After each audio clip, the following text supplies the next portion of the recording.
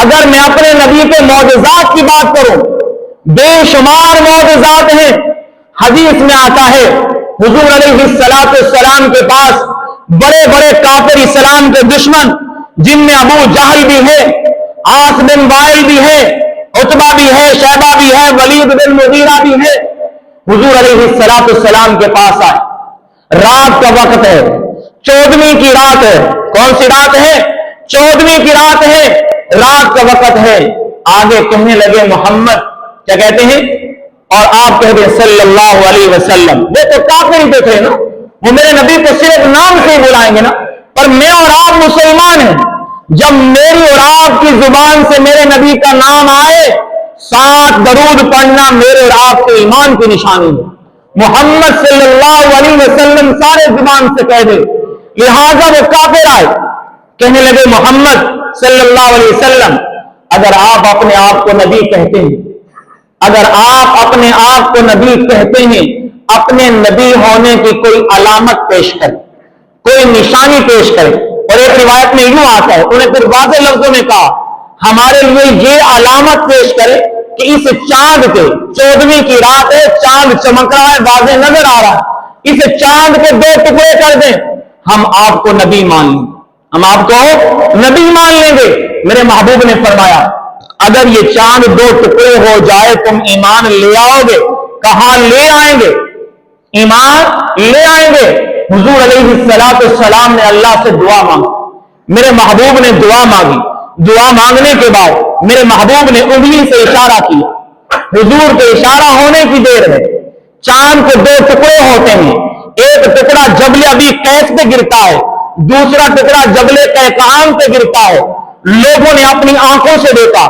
حدیث کا ترجمہ آپ بتانے لگا ہوں، حدیث میں یوں آتا ہے کہ انہوں نے اپنے کپڑوں سے اپنی آنکھوں کو صاف کیا، اپنی آنکھوں کو پونچھتے تھے، کہیں ہماری آنکھوں کی غلط فہمی تو نہیں ہے۔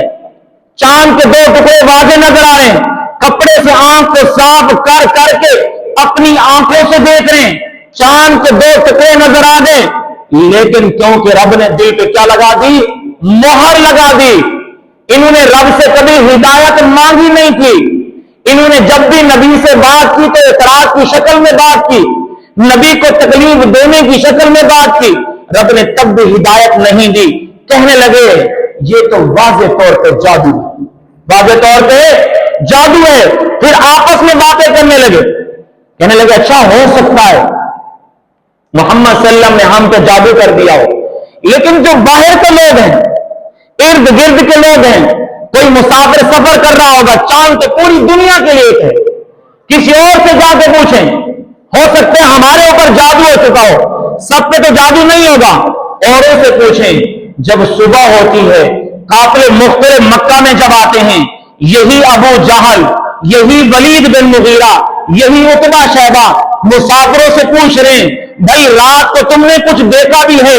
لوگ کہتے ہیں ہم نے اپنی آنکھوں سے دیکھا ہے، چاند کے 2 ٹکڑے ہو گئے، چاند کے 2 ٹکڑے ہو گئے ہیں۔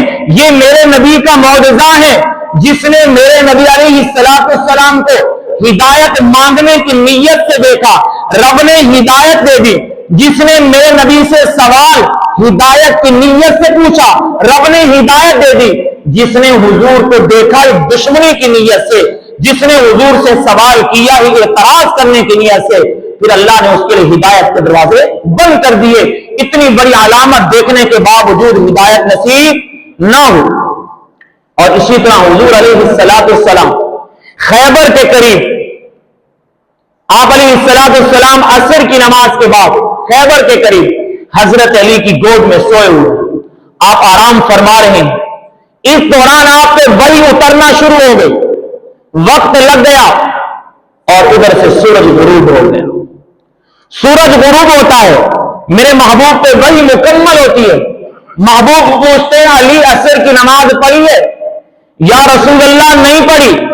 میرے محبوب ہاتھ اٹھاتے ہیں اور اللہ سے عرض کرتے ہیں یا باری تعالی، آج علی کی نماز چھوٹی ہے تیرے نبی کی وجہ سے، آج علی کی نماز چھوٹی ہے تیرے محبوب کی وجہ سے۔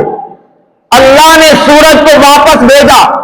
صحابہ فرماتے ہیں ہم نے اپنی آنکھوں سے سورج کی شعاؤں کو پہاڑوں پہ گرتے دیکھا، رب نے سورج کو میرے نبی کی دعا سے واپس کیا، حضرت علی نے نماز کو، عصر کی نماز کو اپنے وقت میں ادا کیا۔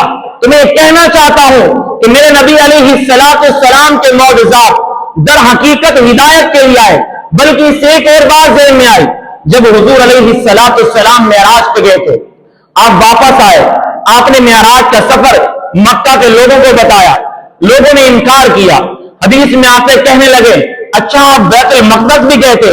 محبوب نے فرمایا ہاں میں گیا تھا، کوئی علامت بتاؤ۔ روایت میں آتا ہے لوگوں نے کہا اچھا یہ بتاؤ کہ بیت المقدس کے دروازے کتنے ہیں، بیت المقدس کی کھڑکیاں کتنی ہیں، بیت المقدس کے روشن دان کتنے ہیں؟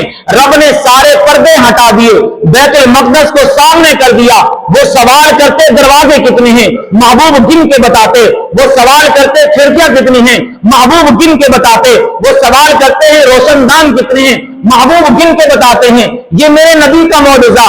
اور پھر کہنے لگے اچھا کوئی اور علامت بتا دو، کسی اور قافلے والوں کے بارے میں بتاؤ کہ آپ نے یہاں سے سفر کیا ملک شام کی طرف، اور مکہ کے قافلے ملک شام میں آتے جاتے رہتے ہیں، آپ نے کسی قافلے والے کو دیکھا ہو کیونکہ آپ سواری پہ سوار ہو کے گئے تھے۔ محبوب نے فرمایا ہاں ایک قافلہ ہے جو ملک شام سے تجارت کر کے واپس آ رہا ہے، اور بدھ کو وہ قافلہ پہنچ جائے گا۔ محبوب نے نام لیا دن کا، کیا فرمایا؟ وہ بدھ کو قافلہ پہنچ جائے گا۔ لہذا بدھ کا دن آیا، عصر کی نماز کا وقت بھی ہو گیا، سورج غروب ہونے کے قریب ہے، قافلہ ابھی نہیں پہنچا۔ قریشیوں نے، مکہ کے مشرکین نے اعتراضات اور شور مچانا شروع کر دیا۔ میرے محبوب نے رب کے سامنے ہاتھ اٹھا دیے، رب کے سامنے ہاتھ اٹھائے، اللہ نے سورج کو روک دیا، تو نے اب نہیں چلنا جب تک قافلہ نہیں پہنچتا، تیرا چلنا بھی حرام ہو چکا ہے۔ اس لیے کہ مجھ سے بات کس نے کی ہے؟ میرے محبوب نے بات کی۔ یہ کیا ہے؟ میرے نبی کا معجزہ ہے۔ اللہ نے الہاس نبوت اور معجزات نبوت اس لیے ظاہر کروائے میرے نبی سے، تاکہ جو نہیں مانتے وہ میرے نبی کو مان جائیں۔ معجزہ ہوتا ہی منوانے کے لیے، نبی سے معجزہ ظاہر ہو، ولی سے کرامت ظاہر ہو۔ نبی کا معجزہ اس کی نبوت کو ظاہر کرنے کے لیے، ولی کی کرامت اس کی ولایت کو ثابت کرنے کے لیے۔ لیکن میں اب آپ کو عقیدہ سمجھانے لگا ہوں، ذرا غور سے بیٹھیے گا۔ نبی کا معجزہ، ولی کی کرامت دونوں کے اختیار میں نہیں ہے۔ نہ نبی کے اختیار میں نبی کا معجزہ ہے، نہ ولی کے اختیار میں ولی کی کرامت ہے۔ معجزہ ظاہر ہوتا ہے تو رب کے حکم سے ظاہر ہوتا ہے، ولی کی کرامت ظاہر ہوتی ہے تو رب کے حکم سے ظاہر ہوتی ہے۔ یہ نہیں کہہ سکتا نبی بھی ہو کہ یہ معجزہ میں نے ظاہر کیا۔ میں اس پر آپ کو قرآن کی ایک آیت پیش کر کے بات ختم کرتا ہوں۔ حضور علیہ السلام بدر کے میدان میں ہیں، 1000 دشمن سامنے کھڑے ہیں، میرے محبوب مٹھی مٹی کو اٹھاتے ہیں، 1000 دشمن کی طرف پھینکتے ہیں، وہ ایک مٹھی مٹی کی 1000 بندوں کی آنکھوں میں چلی گئی۔ عقل کہتی ہے، ہم سوچیں تو ہمارا دماغ کہتا ہے ایک مٹھی مٹی کی 10 15 20 بندوں کی آنکھوں میں جائے گی، 40 50 کی آنکھوں میں جائے گی، لیکن 1000 کا مجمع، ایک مٹھی 1000 کے مجمع ان کی آنکھوں میں چلی گئی۔ یہ تھا تو میرے نبی کا معجزہ، اور میرے اللہ نے قرآن میں اعلان کیا، اے میرے محبوب پیغمبر، وما رمیت اذ رمیت ولکن اللہ رما۔ محبوب جب آپ مٹی پھینک رہے تھے وہ آپ نہیں پھینک رہے تھے، ولکن اللہ رما۔ وہ کون پھینک رہا تھا؟ وہ اللہ پھینک رہا تھا۔ تو بات سمجھ میں آئی، نبی کا معجزہ اپنے اختیار میں نہیں، ولی کی کرامت اپنے اختیار میں نہیں۔ آج ہمارے کچھ لوگ ایسے ہیں، جاتے ہیں اپنے پیروں کے پاس اور کہتے ہیں پیر سے ہی کوئی کرامت شکامت ہمیں دکھا دو، اور پیر جو اللہ کا ولی ہو، جو نیک ہوگا، وہ کبھی نہیں کہے گا کہ میں کرامت ظاہر کرتا ہوں۔ نیک انسان کبھی نہیں کہے گا۔ جو شعبدے باز ہوگا، جو چکر باز ہوگا، جو تمہارا مال بھی لوٹنا چاہتا ہے، تمہارا ایمان بھی لوٹنا چاہتا ہے، وہ تمہارے سامنے جھوٹی کرامت در حقیقت ایک جادو کی شکل میں ہوگی۔ کس کی شکل میں ہوگی؟ جادو کی شکل میں ہوگی۔ تمہیں اپنا فریب کرے گا، تم سے مال بھی لوٹے گا، تم سے تمہارا ایمان بھی لوٹے گا۔ اس لیے کس پہ عقیدہ رکھنا چاہیے؟ اللہ پہ عقیدہ رکھنا چاہیے۔ कायनात में जो कुछ हुआ वो किसके हुक्म से हुआ? अल्लाह के हुक्म से हुआ। मेरे महबूब अलैहिस्सलाम की शान तो ये है, हुजूर अपनी जुबान से कभी अपने इरादे से भी नहीं बोलते थे, अपनी जुबान से और अपने इरादे से भी नहीं बोलते थे। अल्लाह ने सूरह नज्म में इरशाद फरमाया, वमा यंतिकु अनिल हवा इन हुवा इल्ला वहयुन यूहा। मेरा नबी कभी अपनी मर्जी से नहीं बोलता, अपनी चाहत से नहीं बोलता।